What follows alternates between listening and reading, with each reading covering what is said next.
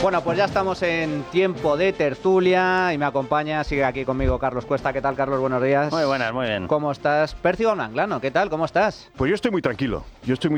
Porque ¿verdad? Con este gobierno. El gobierno ha dicho que no va a haber ningún otro apagón. Entonces, si lo ha dicho el gobierno... la batería, pero ya... O sea, nos dijeron que no iba a haber apagón, hubo apagón. Bueno, oye, un error lo tiene cualquiera. Un error lo tiene cualquiera. Entonces, pero ahora han salido diciendo que no nos preocupemos, que no va a haber ningún otro apagón. Ahora sí. O sea, que ya, chicos, oye, ya podemos dormir tranquilos. Yo también estoy tranquilísimo con este gobierno. Sabiendo que el país está en manos de Pedro Sánchez, bueno, yo duermo a pierna suelta. Es una cosa espectacular. Y Elisa Vigil, diputada de la Asamblea de Madrid, del Partido Popular, ¿qué tal? Elisa, ¿cómo estás? Pues yo la verdad que preocupada porque los Simpson Tú no estás como Pérciba, ¿no? Yo estoy preocupada porque los Simpson por primera vez han fallado en un pronóstico. No han acertado en el tema del apagón. Y decían que el 2 de mayo iba a dimitir Pedro Sánchez y no ha dimitido, entonces algo ha fallado. Yo no sé si es que en este acto que han hecho en contraprogramación, o sea, esta pantochada en contraprogramación del 2 de mayo de la Comunidad de Madrid, podría haber dimitido ahí. Total, nadie se habría enterado porque todas las cámaras estaban en sol. En fin, terrible, terrible. Bueno, pues vamos a abordar en este inicio de tertulia el tema del apagón porque la cosa da de sí. Ayer mismo hubo otra reunión de este gabinete, reunión de crisis, donde estuvieron una comisión de investigación que está formada por el propio gobierno. El gobierno investigándose a sí mismo. Ya la cosa empieza mal. Además, un gobierno de trileros. ¿Cuál ha sido la conclusión de esa reunión, de ese grupo de trabajo? Pues que había que formar otro grupo de trabajo. O sea, que no era suficiente, que con uno o dos grupos todavía no sé. Que tengo un primo. Se necesita otro grupo de trabajo para seguir recabando información, porque oye, es que se están esforzando mucho por investigar, es tanta la información a analizar, a pesar de que todos sabemos cuáles son las causas. Desde el minuto uno han salido expertos, han salido las eléctricas, todo el mundo apunta a la misma dirección. Ha sido culpa del gobierno, ha sido culpa de Red Eléctrica, que son los que cocinan el mix energético, son los responsables de la red. La red se ha ido a pique. ¿Y qué dice el gobierno? Pues que no, que aquí hay que seguir investigando. Y luego, por un lado, tenemos esa reunión y por otro, esa encuesta flash del CIS, en donde, fijaos, si la cosa es preocupante, que Félix Tezanos dice que el 60% de los españoles califica de insuficiente la información del gobierno durante el caos. El 60%, Tezanos. O sea, os podéis imaginar que la realidad es muy superior a ese 60%. El 40% considera que 5 horas y media en silencio es poco. Es poco. Es poco, hay que estirarlo. Vamos a estar 5 días y medio. Para no decir nada. Para mentirte. Dice, ¿con qué ansia esperaba yo esta mentira? Estaba en un sin vivir. Yo, de verdad que es de vergüenza. Yo el único organismo, bueno, hay unos cuantos, pero bueno, uno de los organismos que hubiese estado encantado de que hubiese seguido el apagón es el CIS. Gasta más que la Casa Real, no sirve más que para contar mentiras y nos cuesta, oye, un delito de malversación de caudales públicos como la copa a un pino, porque de verdad que es de vergüenza. Presuntos, señores de la Fiscalía, no se me animen. Vamos a ver, esto es una vergüenza como la copa de un pino. O sea, yo creo que en estos momentos todo el mundo, incluido Red Eléctrica, saben evidentemente lo que ocurrió, hasta el punto de, yo he estado siguiendo todos estos días, porque eso que dice Beatriz Corredor, dice, hay 60.000 puntos de información y claro, entenderán que tenemos que recabarlos todos.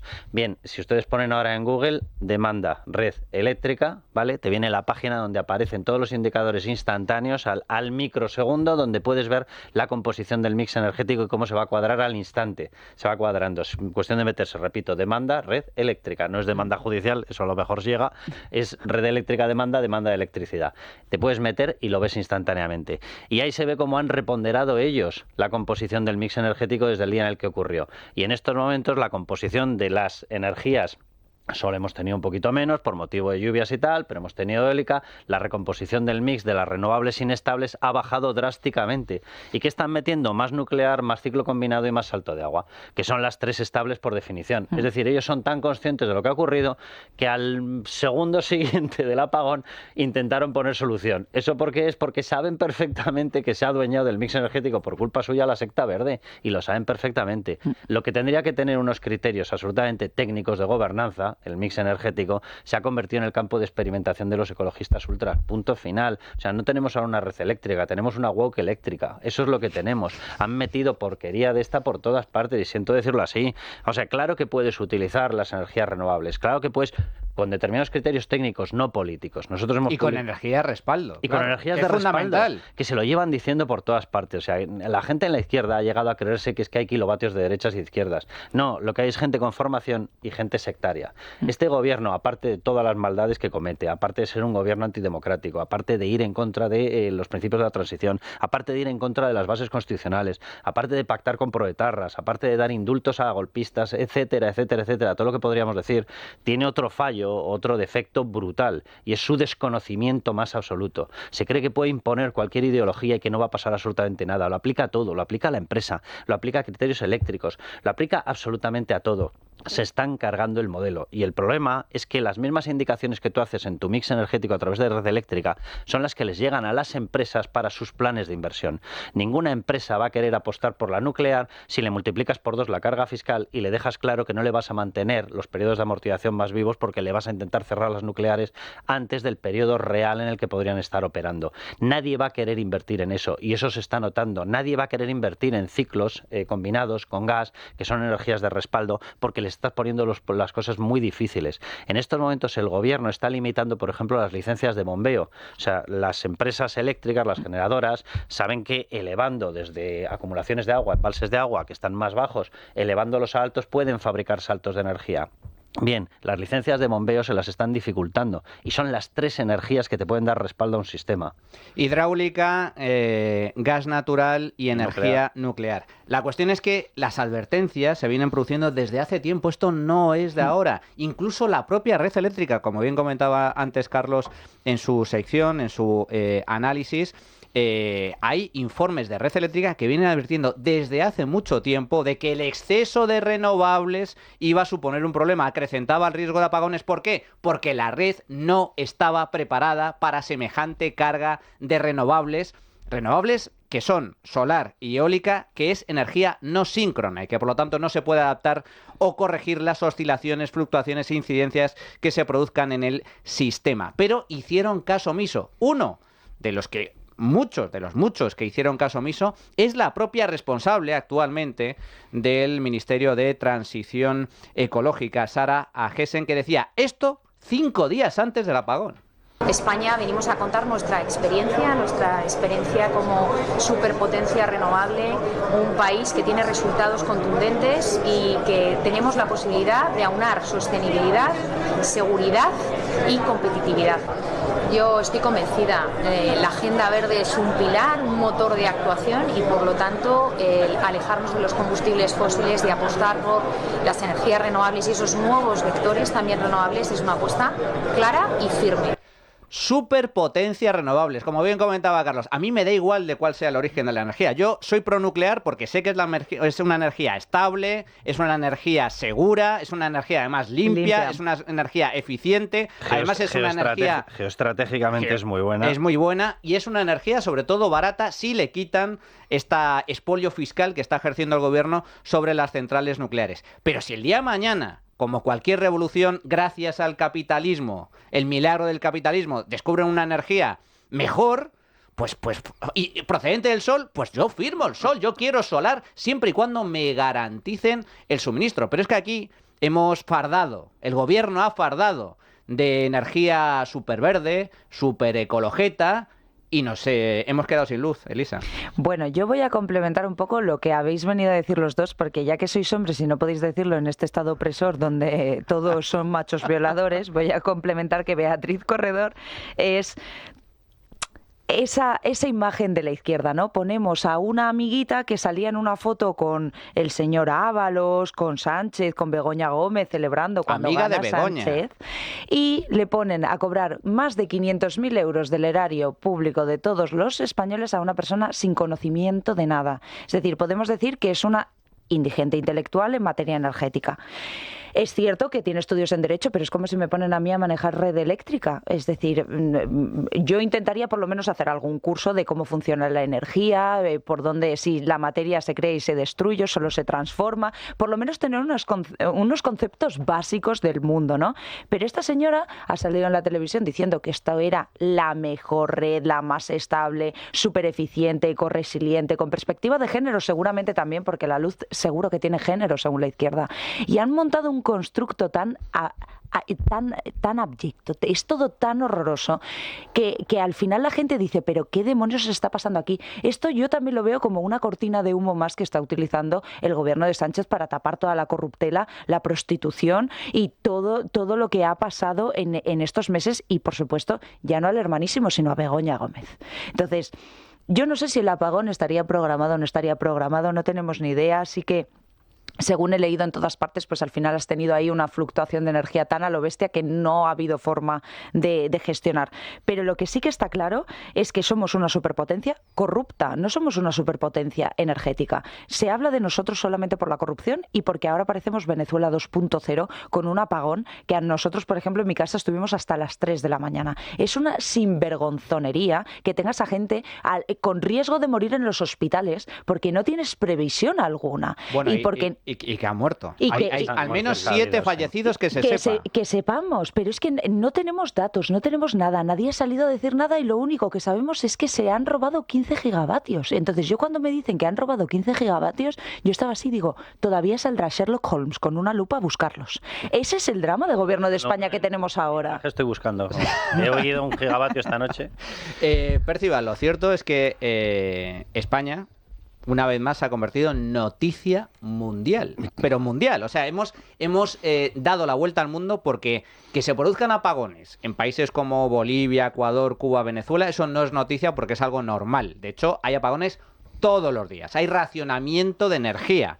En Venezuela, que es un país que flota sobre petróleo, que tiene la cosa guasa. Pero es que en el caso de España, que íbamos de superrenovables y demás, nosotros somos un país rico, cada vez menos rico, por eso nos estamos yendo al tacho, pero un país rico. Esto es la primera vez que sucede en un país rico que se vaya el país a cero.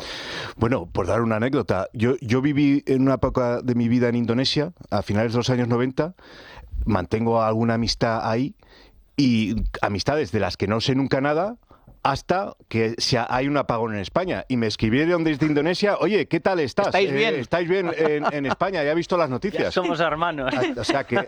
Ucrania, Percival, Sí, el sí. presidente ucraniano Zelensky, ofreciendo ayuda a España. Ofreciendo ayuda a España a imagínate. Zelensky. ¿Qué dice Zelensky? Nosotros estamos Experiencia acostumbrados a tenemos, esto, sí. que estamos en guerra con Rusia. Sí. ¿Queréis ayuda, Pedro? ¿Queréis ayuda? Zelensky, Ucrania, el país más pobre de Europa, que además está en guerra con una potencia como Rusia. Pues sí. Bueno, entonces, hablando y centrándonos en la reacción del gobierno, ¿no? Yo creo que una idea fundamental que hay que tener en la cabeza es que Pedro Sánchez y su gobierno, ante cualquier problema, su prioridad siempre es buscar un culpable, no es buscar una solución, es buscar un culpable. Entonces, aquí, como pues el perro de Pavlov, cuando sonaba la campana, se ponía a salivar, encuentra o se le presenta un problema y entonces culpable. Entonces empieza a buscar un culpable. Eso lo vimos clarísimamente en sus comparecencias el lunes y el martes, ¿no? Toda su obsesión es quién es el culpable de esto. Esto por muchas razones. Una, evidentemente, para separarse del problema. Y dos, porque si hay un culpable, no hay un responsable. Y si hay un responsable, evidentemente es él.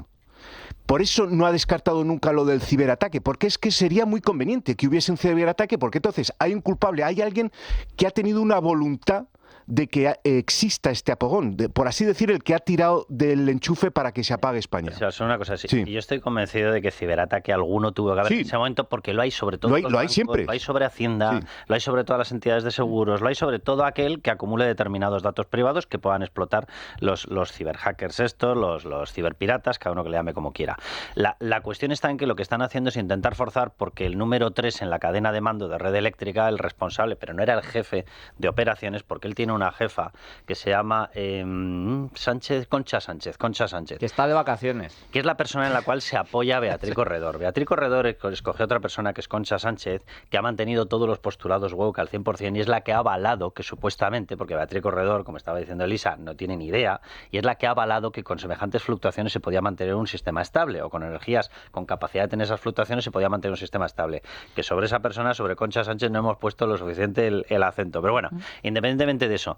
El problema es que, como salió un técnico y dijo no ha habido ciberataque, que a lo que se refería es ciberataques puede haber habido miles. La cuestión es si consiguió penetrar. Claro. Lo que está el gobierno en estos momentos es cogiendo algo que yo estoy convencido de que si lo buscan, lógicamente lo van a encontrar, porque ciberataques hay a todas horas, intentar asegurar que eso penetró en el sistema y fue lo que lo tumbó. Si consiguen hacer eso, que va a ser una mentira garrafal, porque el técnico responsable de eso ya ha dicho que eso no ocurrió, si lo consiguen, cuidado, porque van a poner un cartel neón gigantesco internacional encima de Red Eléctrica diciendo hackers, vengan aquí a tumbarnos el sistema porque somos vulnerables. Exactamente. Pero es de una irresponsabilidad total, porque es intentar eludir su responsabilidad e intentar buscar un chivo expiatorio. Exactamente. Entonces, toda su lógica política está en buscar un culpable, ¿no?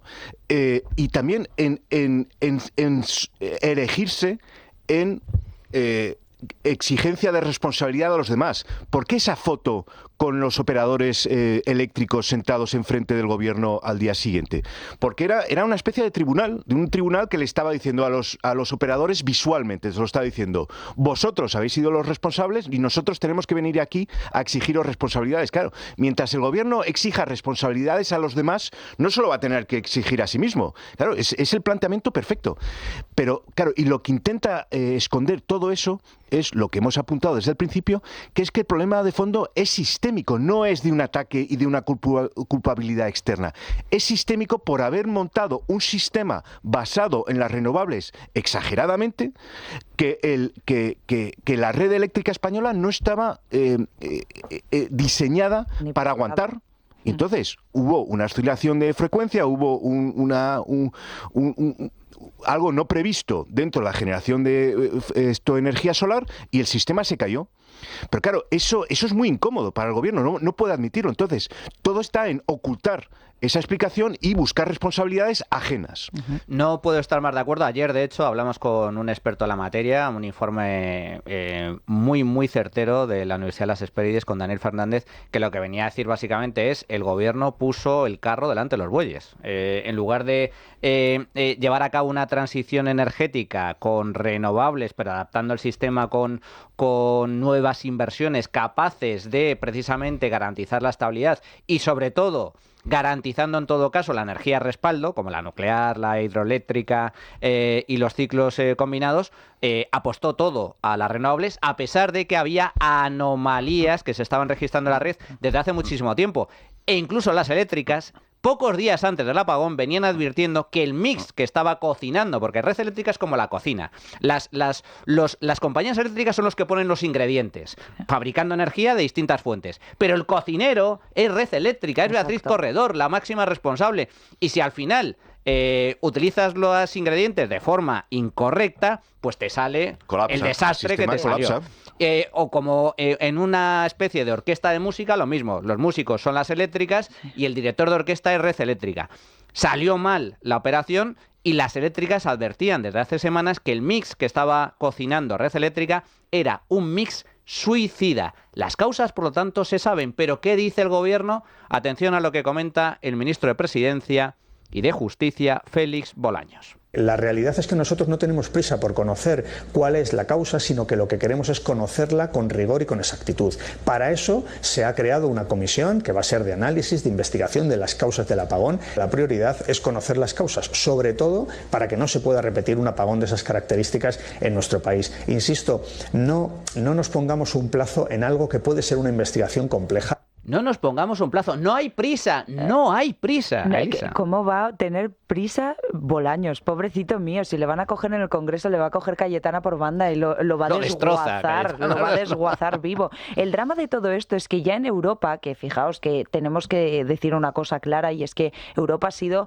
en parte responsable de toda esta ideología woke que nos ha llegado a España y que la ultraizquierda ha cogido y ha mamado de ella como si le fuese la vida en ello, ¿no? Entonces, Europa ha reculado y ha dicho que la energía nuclear, aparte de ser fundamental y para no depender de Rusia y del gas ruso y demás, es una energía verde y se ha declarado como energía verde en la Unión Europea. El único país que no ha declarado la energía nuclear como energía verde ha sido España.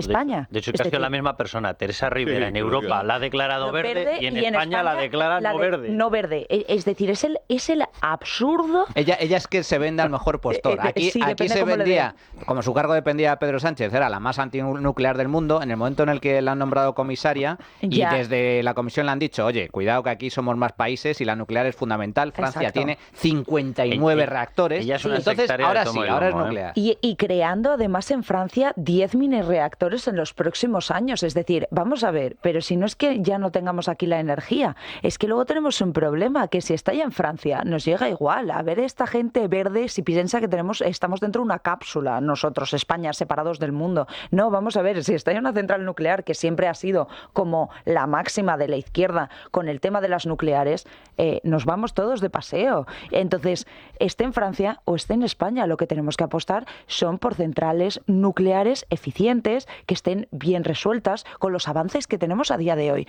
pero no rechazar formas de energía que, cuando hay el apagón, es a quienes llaman automáticamente a las centrales nucleares para decir, por favor, dame luz, que estamos como Venezuela. Bueno, fijaos que precisamente grandísimos técnicos dentro de Red Eléctrica, insisto, Red Eléctrica también, los técnicos de Red Eléctrica, no la cúpula política que depende del gobierno, los técnicos llevaban advirtiendo del riesgo que suponía para el sistema el exceso de renovables. No hicieron caso, pero bueno, la cuestión, se nos va la luz, se restablece la energía, ¿gracias a qué? Porque reiniciar un sistema de cero en todo un país no es cosa fácil.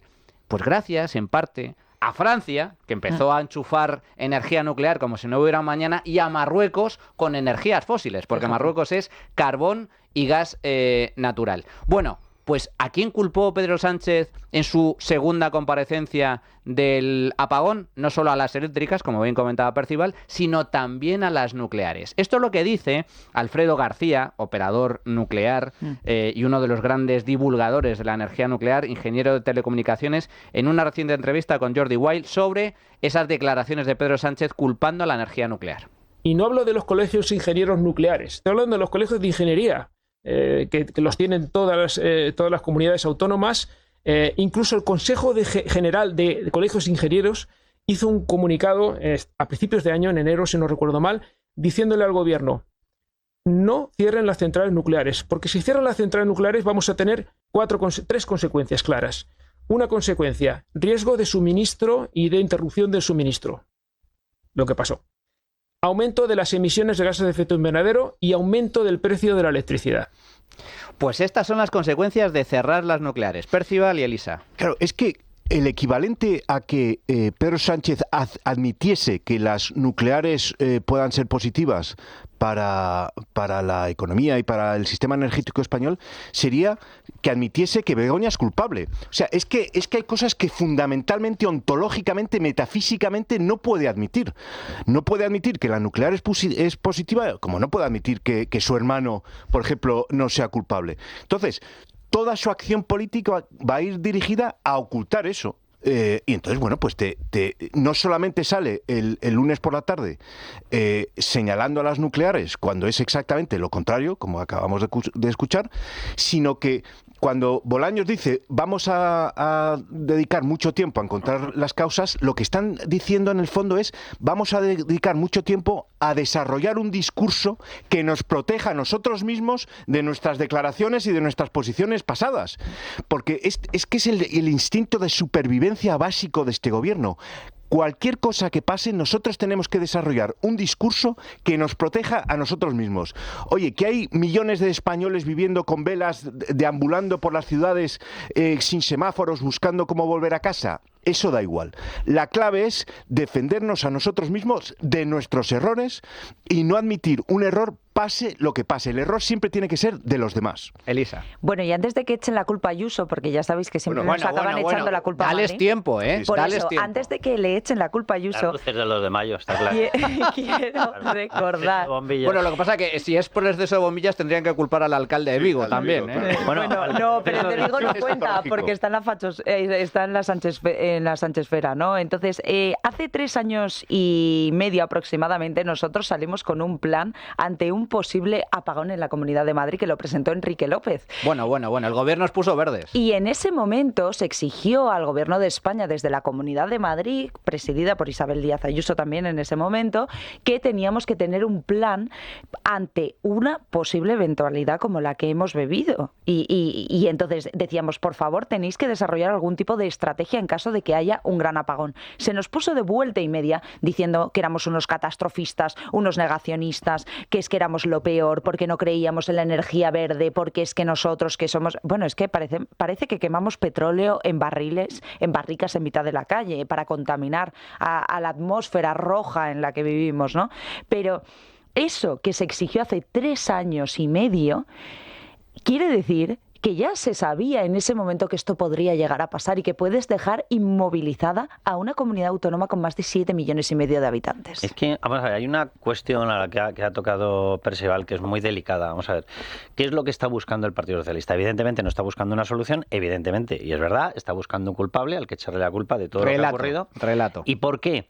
Porque para ellos esto es vital. Y cuidado con esta historia. Vamos a ver, ahora está el Partido Socialista deslizando una versión por determinados rincones, diciendo, bueno, si hace falta más tecnología en red eléctrica para que pueda compensar las energías sin tener que bajar el mix de las renovables, pues se pone esa inversión y ya está. Vamos a ver, las oscilaciones es una cuestión física. Usted puede poner la tecnología que quiera, pero el tiempo que necesitas para poder cuadrar unas energías con otras es el que tienes. ¿Y cuáles te dan una cosa que se llama inercia de la energía?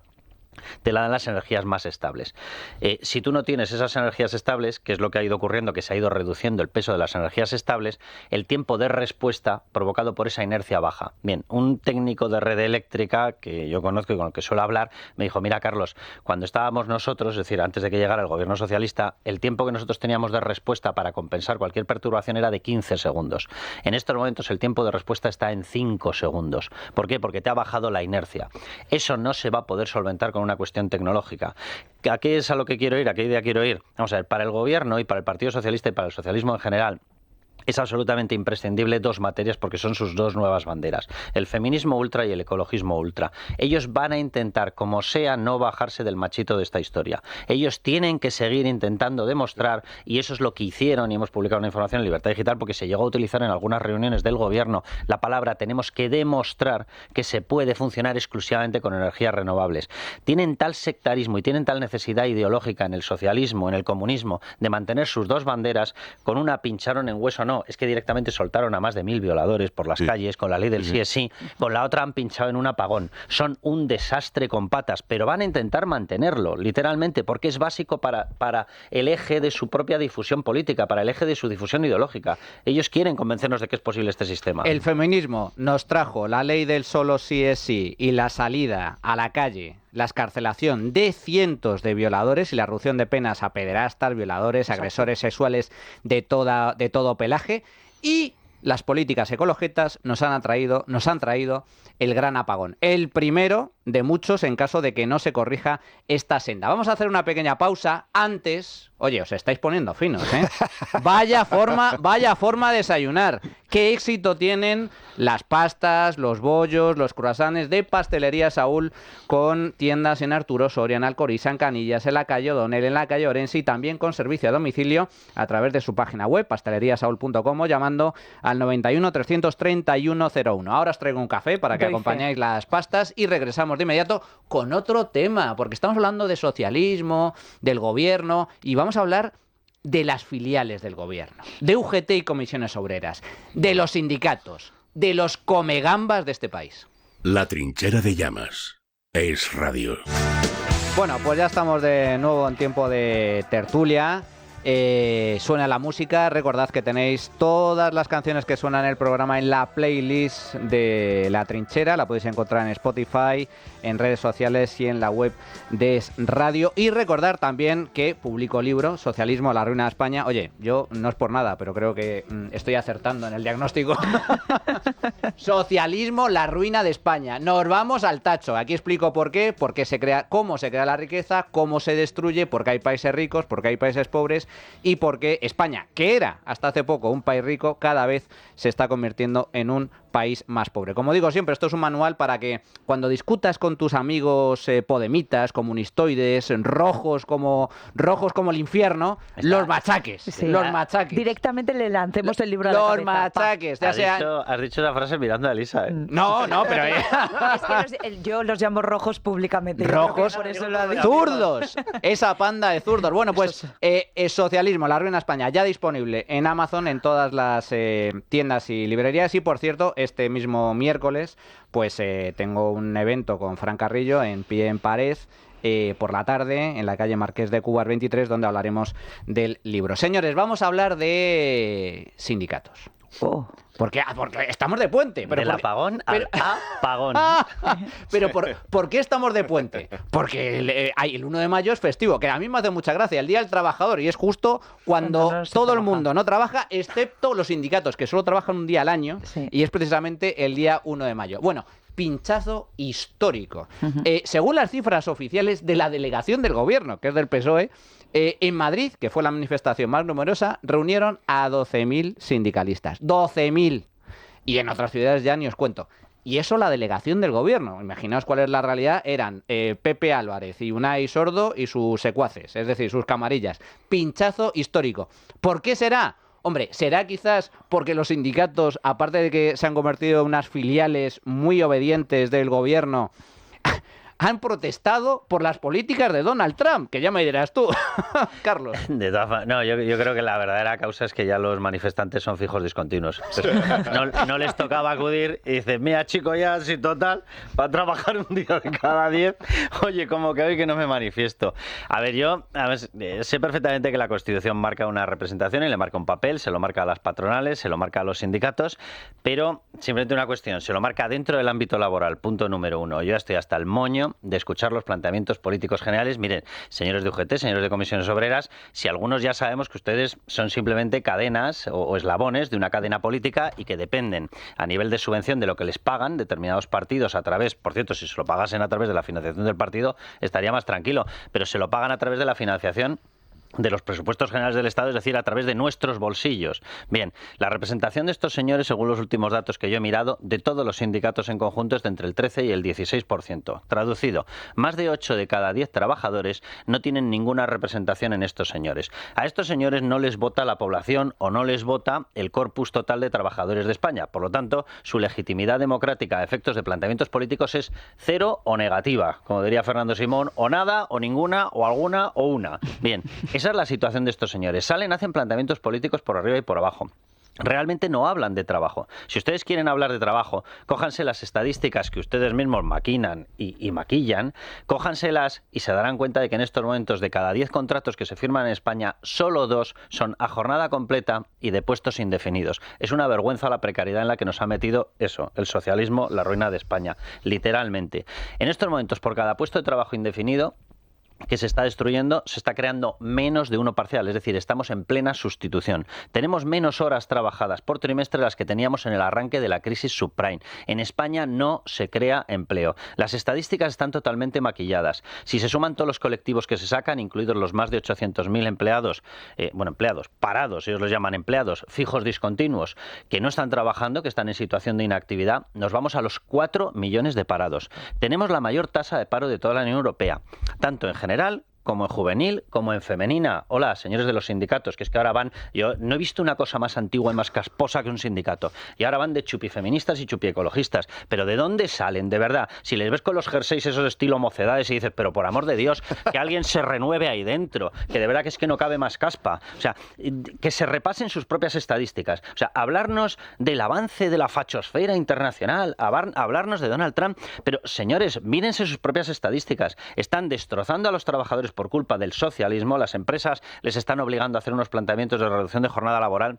El otro día, no, es que hay que reducir la jornada laboral a 37,5 horas. Y acababa de salir el dato de Contabilidad Nacional en 31,7. Pero mírense algo, lean algo. No sé, o sea, con tanto tiempo libre podrían pasearse por el pedete, yo qué sé. Fijaos, en esa manifestación que tuvo lugar en Madrid, como digo, pinchazo histórico, cada vez hay menos gente, pero bueno, es que ya no va gente. O sea, lo que van son los sindicalistas, que son los liberados sindicales. Algunos liberados. Algunos liberados sindicales, no todos. Hombre, porque, en fin. a ver, Solo el si hay puente era bocata. muy bueno. Solo si hay bocata. Bocata, Bocata o gamba. bocata gambas. no se mueve. Gambas. Por un bocata no se mueven, Elisa. Entonces, fijaos, en esa manifestación hubo dos intervenciones, una de Unai Sordo y otra de Pepe Álvarez.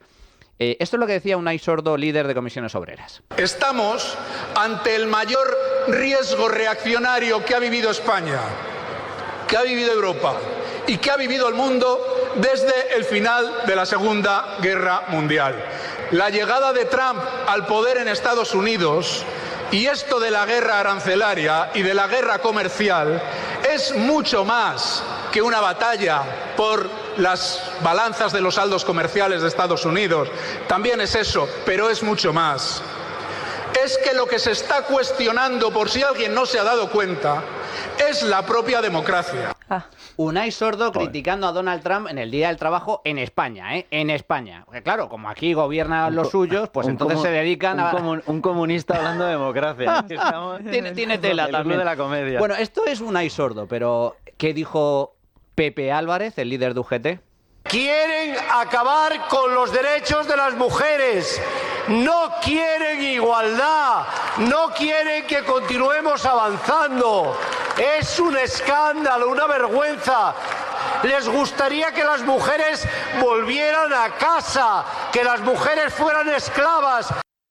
Que las mujeres sean esclavas, dice Pepe Álvarez. Bueno, entonces, hablemos de mujeres. Los trabajadores del parador de Teruel fueron amenazados con ser despedidos como contasen lo que había ocurrido en la suite famosa con la visita de Ábalos y su furgoneta de mujeres prostitutas. ¿Ha salido algún sindicato a defender a esos trabajadores? No. Claro, hombre, claro. Es que el problema, además, me hace gracia porque mientras hablaba Unai Sordo, se oía perfectamente a la gente murmurar y hablar detrás. O sea, es que no le estaban escuchando, es que la gente está hablando... Masticar. Y masticar, exacto. Y seguramente, sí, escupir las peladillas, ¿no? Es que, claro, es toda una pantomima. La gente va ahí, pues, obligada. Joder, el 1 de mayo, vaya rollazo. Pues nada, tendremos que ir ahí a hacer como si escuchamos. Pero claro, la credibilidad es absolutamente cero, porque cuando se trata de derechos de trabajadores básicos, los sindicatos nunca están ahí. O sea, primer ejemplo, esto de los trabajadores del parador de Teruel, que por supuesto no fueron defendidos por los sindicatos. 2. Los 5 mineros muertos en la explosión de una mina en Asturias hace poco. Sí. ¿Dónde están las movilizaciones de los sindicatos en favor de esos trabajadores? Nada. Claro, el PSOE gobierna en Asturias. ¿Cómo van a manifestarse contra ellos mismos? 3. Cientos de personas se presentaron a los puestos de trabajo que dieron a dedo al hermano de Sánchez y a las prostitutas de Ábalos. Cientos de personas agraviadas porque el criterio para otorgar esos puestos eran, en un caso, ser el hermano de, y en el otro caso, ser la querida amante prostituta de. ¿Esas personas agraviadas han sido de alguna manera amparadas, sostenidas, defendidas por los sindicatos? Por supuesto que no. Entonces, claro, ¿qué motivación tiene nadie? Sacar una división. Si los sindicatos crean una división de prostitutas de Ábalos, revientan la representación. Sube la afiliación de forma espectacular. Mira, muy buen ejemplo. Hubo un sindicato de prostitutas que se creó hace unos años, ¿os acordáis? Y los sindicatos salieron a muerte contra ellas. No querían que se organizasen porque contarían cuántos clientes tienen y entre ellos seguro que seguramente en las filas. Sea un criterio, pero había razones ideológicas también. Vamos, que es que cuando un sindicato que se supone que está para defender a los trabajadores hace cualquier cosa menos defender a los trabajadores para defender a los gobiernos de su cuerda política, pues evidentemente lo sorprendente es que hayan ido 15.000, es que tendrían que haber ido 15 a eso. Y por cierto, que los sindicatos, estamos comentando el pinchazo histórico, pero sin embargo los sindicatos gozan de una salud financiera espectacular. Sí. Porque se están hinchando a recibir subvenciones de todo tipo. Fijaos, artículo publicado en Libre Mercado, en Libertad Digital. Los sindicatos fracasan el 1 de mayo, pero reciben del gobierno una lluvia de millones. Solo para el año 2025, el gobierno decidió destinar 32 millones de euros a estas organizaciones. Yolanda Díaz está disparando las subvenciones a los sindicatos. Bueno, a los suyos, Comisiones Obreras y UGT, hay más sindicatos. Y encima cada vez son menos, con lo cual en el reparto tocan a más. Todavía más.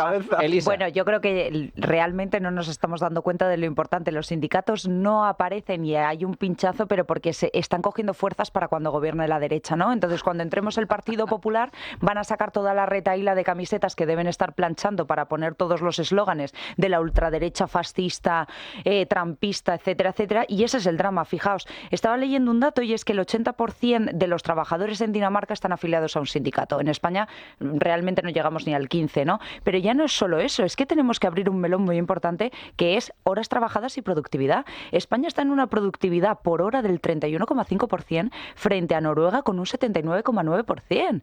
Y eso nos está costando, por no hablar del tema, ya no del presencialismo, sino de la gente que no va a trabajar, el absentismo laboral. Brutal, ya no solo brutal. el absentismo laboral de Sánchez durante 5 días porque estaba muy enamorado.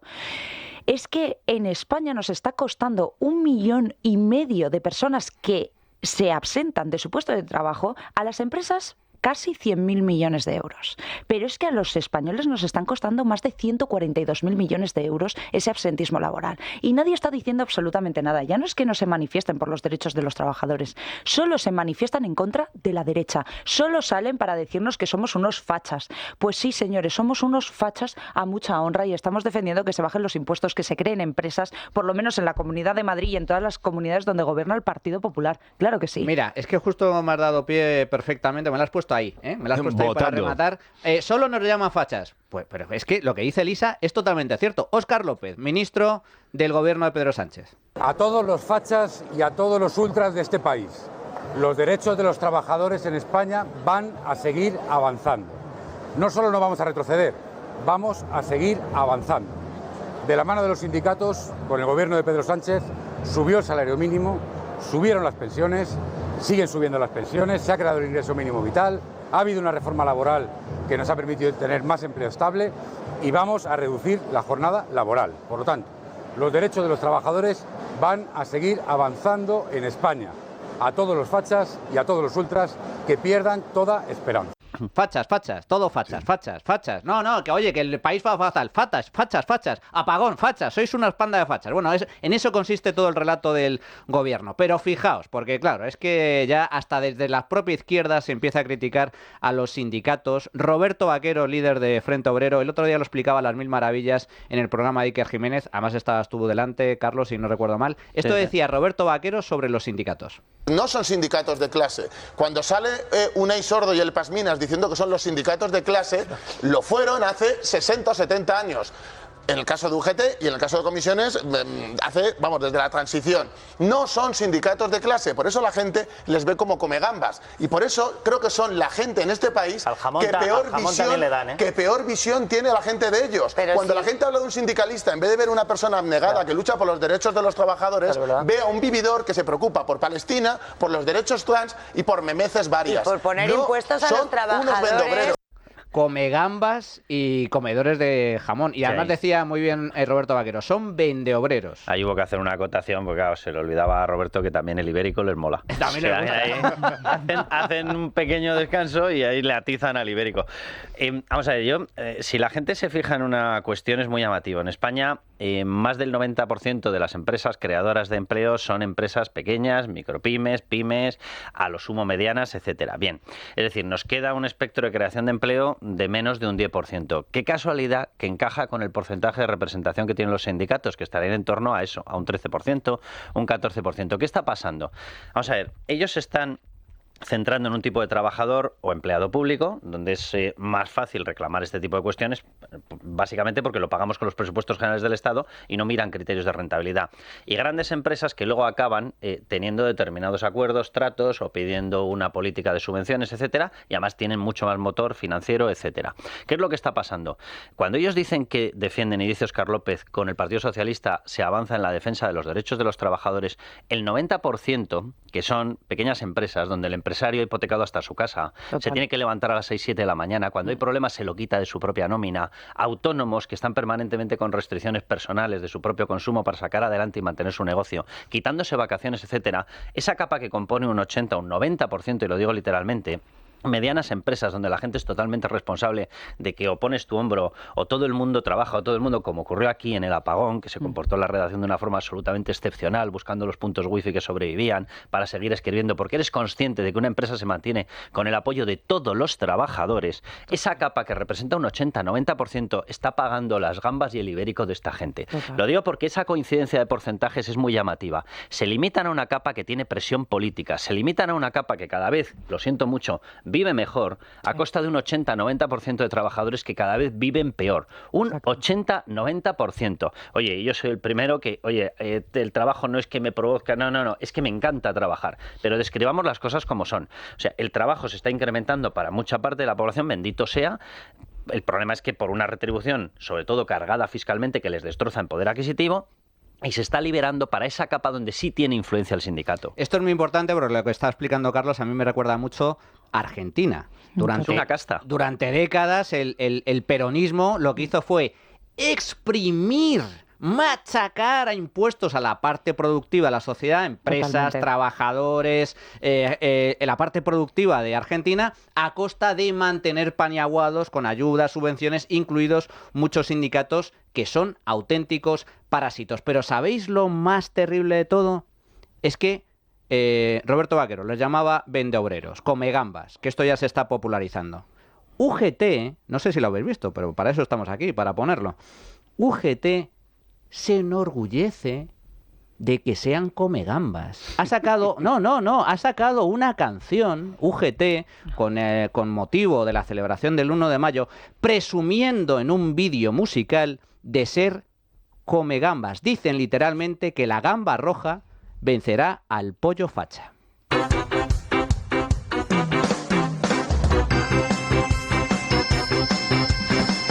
Banderita en tu muñeca y ese niqui apretado, varón dandy en la nuca y todo el pelo engominado.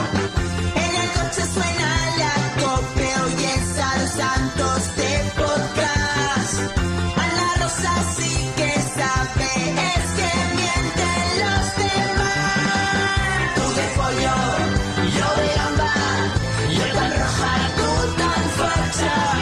Yo no sé lo que te pasa. Gamba roja, pollo facha.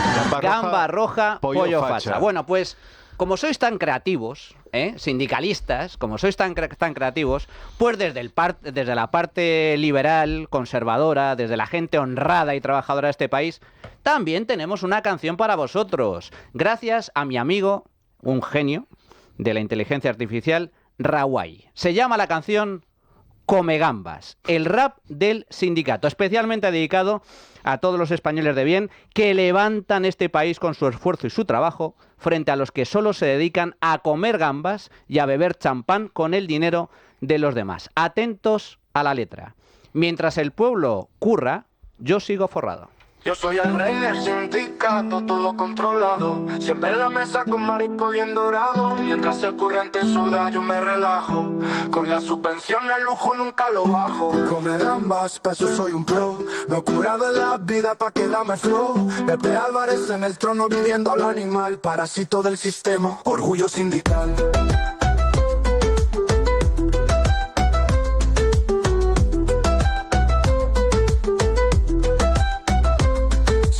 Sombra marjando el chiringuito, con gambas en la mano, yo decido el destino. Ni madrugar ni esfuerzo, solo lujo asegurado. Mientras el pueblo curra, yo sigo forrado. Come gambas, pa' eso soy un pro. Me he currado en la vida pa' que dame flow. Pepe Álvarez en el trono, viviendo lo animal. Parásito del sistema, orgullo sindical. Come gambas, mientras el pueblo curra, yo sigo forrado. Bueno, pues ¿quieren canciones? Esta es una canción, la colgaremos, por cierto, en las redes del programa. Vamos a hacer una pequeña pausa, tomamos un poco de aire y regresamos con otro escándalo de primer nivel. Porque el hermano David Sánchez, ese genio y figura de la música clásica española, internacional e interplanetaria, se va a sentar en el banquillo de los acusados. Pues ha dictaminado que finalmente pues Pedro Sánchez debería pues enfrentarse a un juicio por presunto delito de prevaricación y tráfico de influencias por su plaza en Badajoz, dejándolo, por lo tanto, al borde del banquillo. Es decir, todo apunta a que finalmente David Sánchez pues finalmente se sentará ante el juez para dar explicaciones y ver si finalmente se cometió un delito, para que nos entendamos. Estamos hablando de un dedazo, de un enchufismo puro y duro por ser el hermano del presidente. Claro, no por ser una figura de la música clásica, ni un gran compositor ni director de orquesta. De hecho, la juez desliza en una parte del auto, mete un párrafo donde dice por sus influencias y su entorno personal. Y dices, no te estás refiriendo a un entorno personalito, sino al entorno personalazo. No es la japonesa. Dice la juez en este auto que dice literalmente, se permitió, dice el auto, que accediesen a los puestos de trabajo personas cuya elección no era el resultado de un proceso selectivo justo y transparente llevado a cabo sin cumplir los requisitos constitucionales. De esta forma, se omitió la necesidad de dar satisfacción a una demanda de la sociedad, que lógicamente quiere que quien va a estar a su servicio sea el mejor en las funciones que se le reclaman con independencia de su parentesco o amistad con otras personas. Carlos, Percival y Elisa. El parentesco creo que está claro, ¿no? Porque es verdad que él tenía amistad con Miguel Ángel Gallardo, pero yo simplemente querría recordar una cosa. O sea, el procesamiento suyo es el suyo más el de por todos sus compañeros, porque van 10 detrás. Dentro de ese grupo de 10, ¿quién va? Va una persona que se llama Cristina Núñez. Cristina Núñez es una persona que es concejal del Partido Socialista, también está bajo disciplina, obviamente, de Pedro Sánchez dentro del partido. Esta persona fue la que firmó la solicitud definitiva de la Diputación de Badajoz, el informe definitivo donde se decía tiene que ser David Sánchez. Bien, esta persona no estuvo en las pruebas. Es decir, la que firmó no estuvo en las pruebas.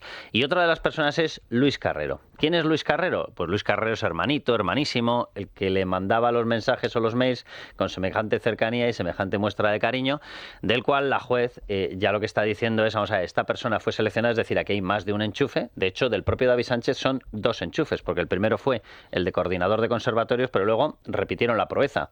Entonces dijeron, oye, ya que ha colado, vamos a ascenderle. Y le crearon otro puesto que tampoco salió a una contratación pública. De hecho, no es que se disimulasen los candidatos, es que se lo asignaron a dedo sin haberlo sacado con una nueva licitación o con un nuevo concurso, que fue el de la famosa jefatura de la Oficina de Artes Escénicas, que ahí tuvo el capítulo memorable David Sánchez cuando le preguntan qué es la jefatura o qué es la Oficina de Artes Escénicas, y entona su maravillosa frase de bueno, vamos a ver, bueno, es que, una oficina que lleva artes escénicas. Si os ponéis así, tengo que rescatar ese corte porque es maravilloso, esa declaración, ese testimonio ante la jueza, dando explicaciones. La jueza, espectacular, preguntando lo que hay que preguntar. ¿Usted dónde trabajaba? ¿Quién le entrevistó? Bueno, hay muchos cortes al respecto, los hemos emitido en este programa en varias ocasiones, pero esto hay que recordarlo siempre. Esto es lo que decía David Sánchez ante la jueza. La Oficina de Artes Escénicas, sí. ¿Qué es? Bueno, pues vamos a ver, entiendo que es la oficina que se encarga de las artes escénicas. Si usted es jefe de la Oficina de Artes Escénicas, ¿qué es la Oficina de Artes Escénicas? ¿Dónde está ubicada? ¿Quién la compone? ¿A qué se dedica? Pues es el espacio donde yo continúo con la actividad que he venido ejerciendo desde que me incorporo a la Diputación en el 2017. Y entonces, materialmente, ¿dónde se encuentra la Oficina de Artes Escénicas? Pues no le podría decir, vamos, imagino que será en el despacho donde estoy alojado yo ahora. ¿Y quién la compone aparte de usted? Si alguien es jefe de algo, tiene que tener unos subordinados. Yo no tengo subordinados, o sea, yo tengo personas con las que colaboro. ¿Quiénes son concretamente? ¿Me puede usted decir los nombres? Bueno, bastante con Ángel Seco. ¿Quién es este señor? Ángel Seco es... pues no le podría decir qué puesto tiene. No le podría decir. Y dice que bastante trabajaba con él. Pero... Con el que trabajaba bastante no sé ni lo que hace. Pero es que esto parece una escena sacada de una película de los Monty Python. Pero es real, Percival. Sí, no, lo raro es que vaya a procesamiento y no sea condenado directamente. Porque, claro, con una declaración como esta... Pero vamos, más allá de las risas, y la verdad es que es casi una comedia, no hay que subrayar la gravedad de lo que está ocurriendo. Y las conclusiones de la juez para pedir el procesamiento son muy claras. O sea, ella deja acreditado que todo el sistema, todo el puesto se crea para dárselo y al hermano de Pedro Sánchez.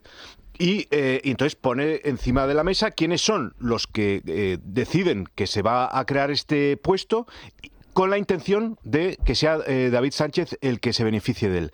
Y lo que deja en el aire, que es lo que habéis leído antes, es quién les ordena a ellos que creen en este puesto. Es decir, la voluntad no es primera de Gallardo y de su entorno. No, hay alguien que les induce a ello.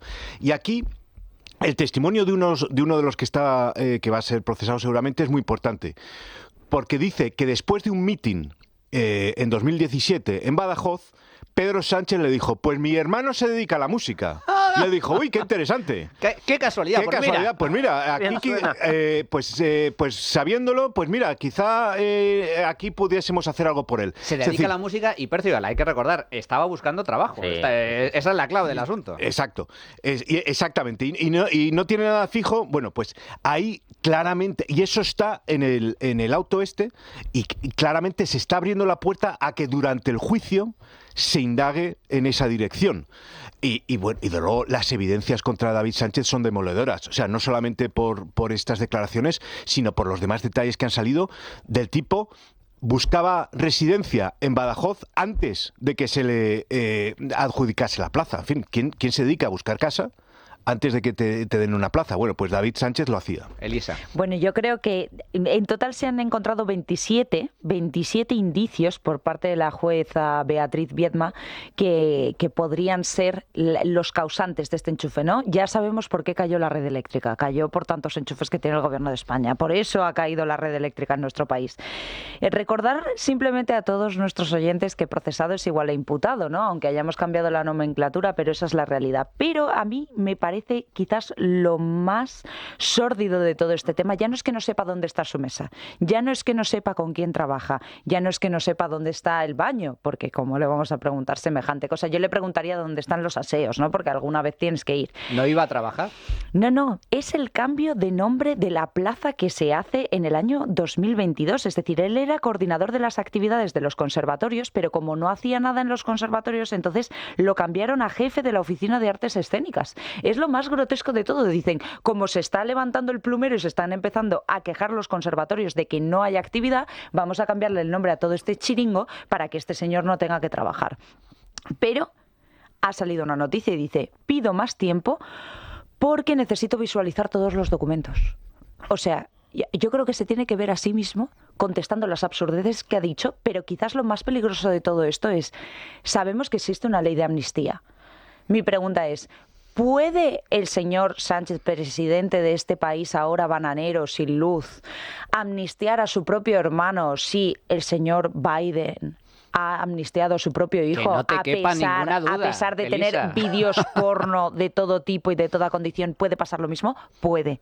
Esto tenemos que empezar a ponerlo encima de la mesa. Yo creo que va así a un juicio un tío, porque sabe que le van a amnistiar. Porque si no, tú no vas así, por lo menos te intentas tapar un poco y preparar. Pero este sabe que va a venir su señor hermano Pedro Sánchez, va a decir que los jueces son todos unos fachas, unos fascistas, franquistas, del heteropatriarcado opresor de la ultraderecha.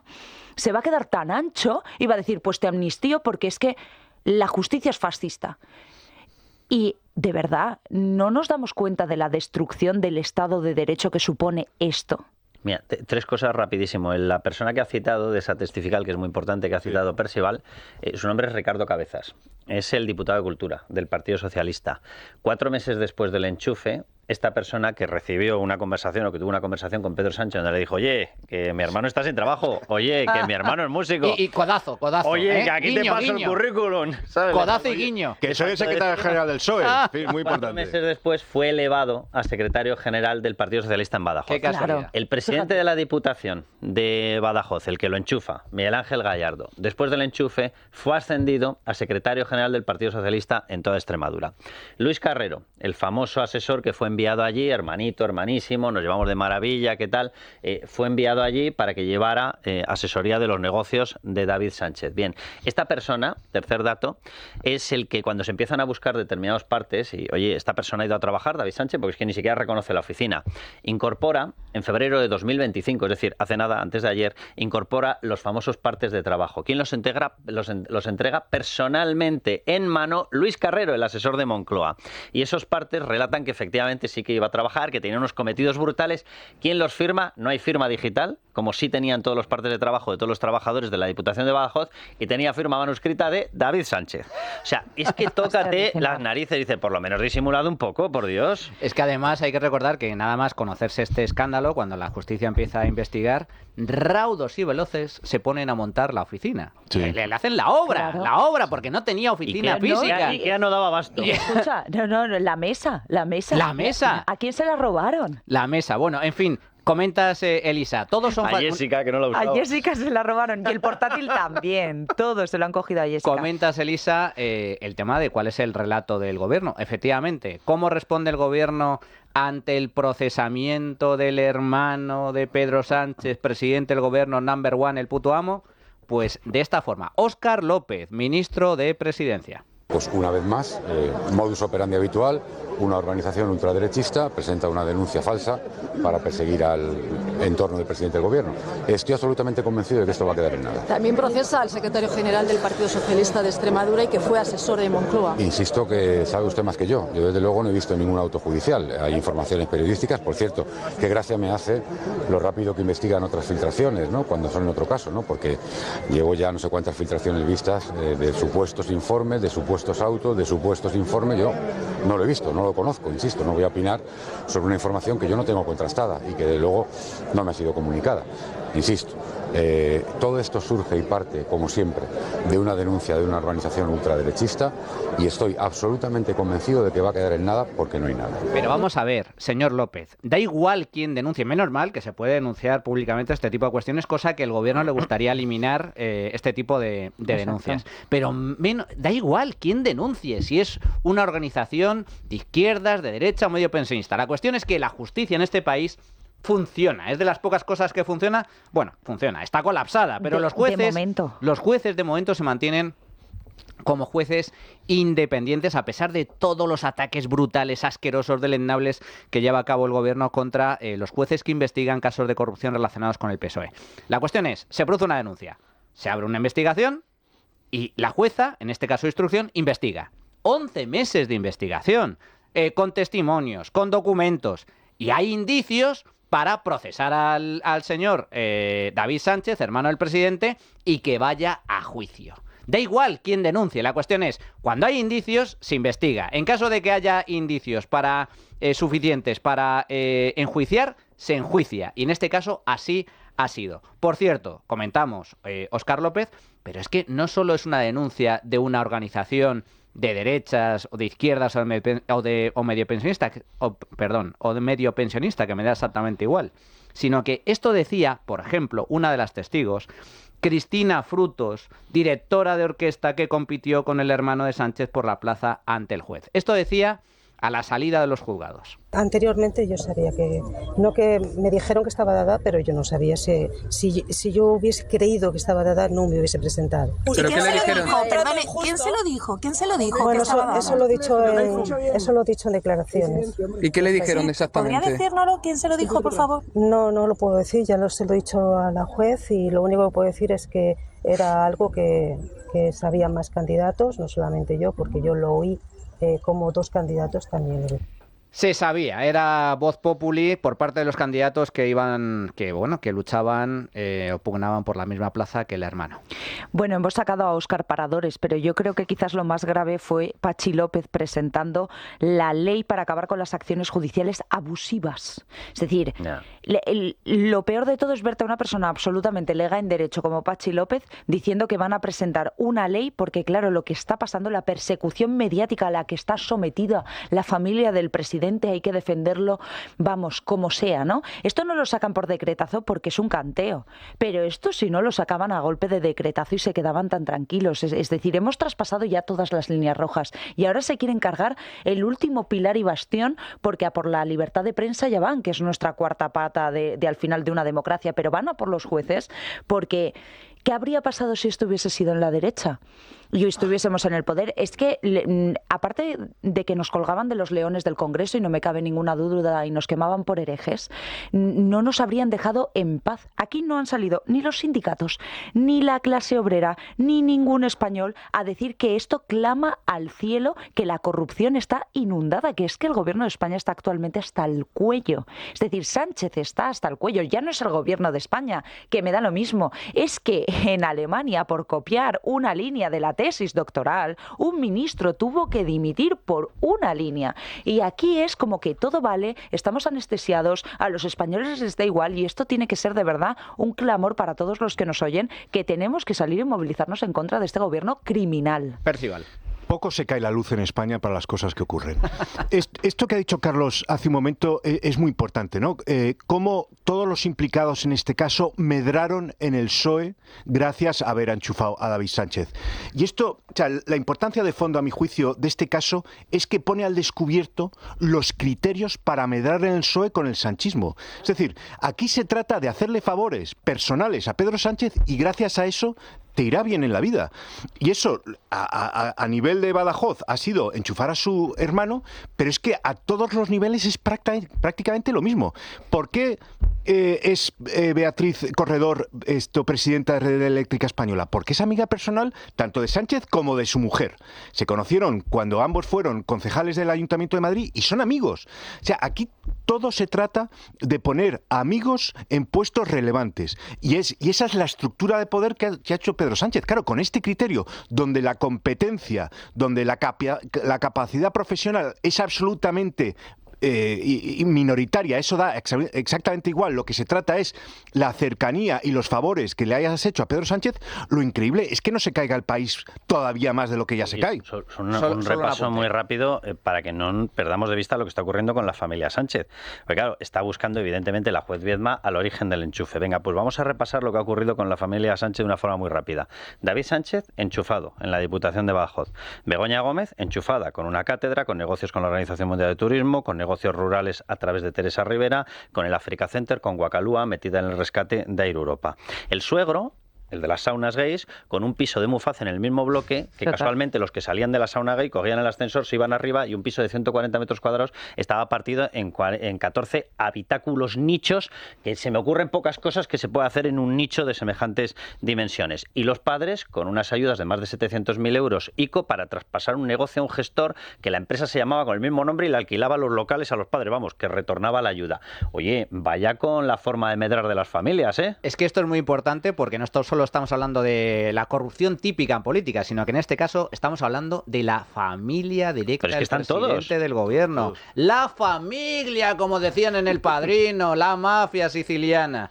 Adrián, cuéntanos cuál ha sido el resultado de la tuitencuesta. Pues hoy preguntábamos a nuestros oyentes por qué creen que los sindicatos pincharon o fracasaron en la manifestación del 1 de mayo. Nuestras opciones en nuestra cuenta @trincherallamas eran: no pincharon porque fue un éxito, son filiales del gobierno, no sirven para nada o son unos comegambas. Pues el 37% elige esta última opción, son unos comegambas, pero también ha estado muy igualada porque un 30% cree que son filiales del gobierno y otro 30% cree que no sirven para nada. Y también vamos a escuchar lo que dicen los oyentes.